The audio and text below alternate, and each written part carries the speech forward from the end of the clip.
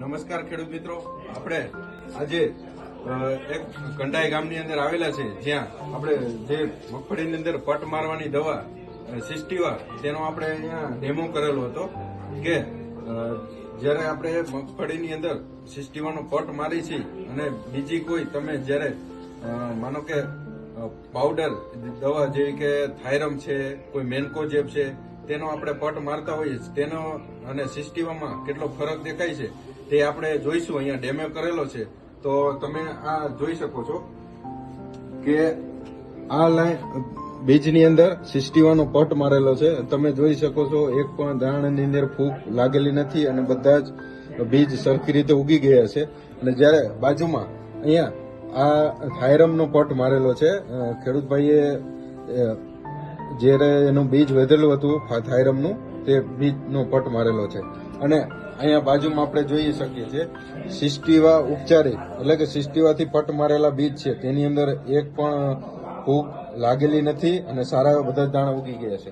બાજુમાં અહીંયા કશું પટ મારેલો નથી, મગફળીને અંદર દાણા છે તેમાં જોઈ શકીએ છીએ ફૂગ લાગેલી છે, કોઈ દાણા ઉગ્યા નથી. અહીંયા જોવો તો ફૂગ લાગેલી છે કાળી. તો આ રીતે ડેમો કરેલો હતો.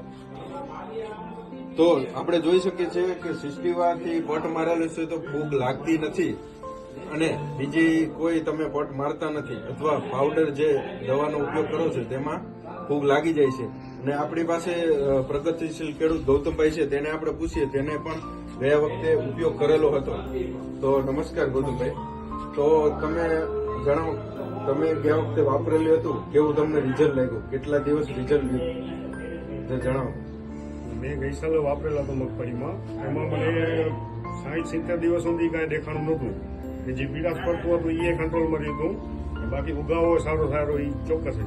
બીજું છોડ ઉતરવાનો પ્રશ્ન કેવો? છોડ ઉતરવાનો પ્રશ્ન એકે નહોતા ઉતરે, બરોબર છે. તો ખેડૂતભાઈ જોઈ શકીએ છીએ તેમનો અનુભવ છે ગયા વખતનો, અને તેમને પણ જણાવ્યું કે કોઈ છોડ ઉતરતા નથી. તો દરેક ખેડૂત મિત્રોને વિનંતી છે કે આવતી સિઝનમાં ચોમાસું મગફળી તમે જ્યારે કરો છો ત્યારે સિસ્ટીવાનો અચૂકથી પટ મારો અને તમારા જે છોડ અને ઉતરે છે તે બચાવો અને બિયારણ પણ બચાવો.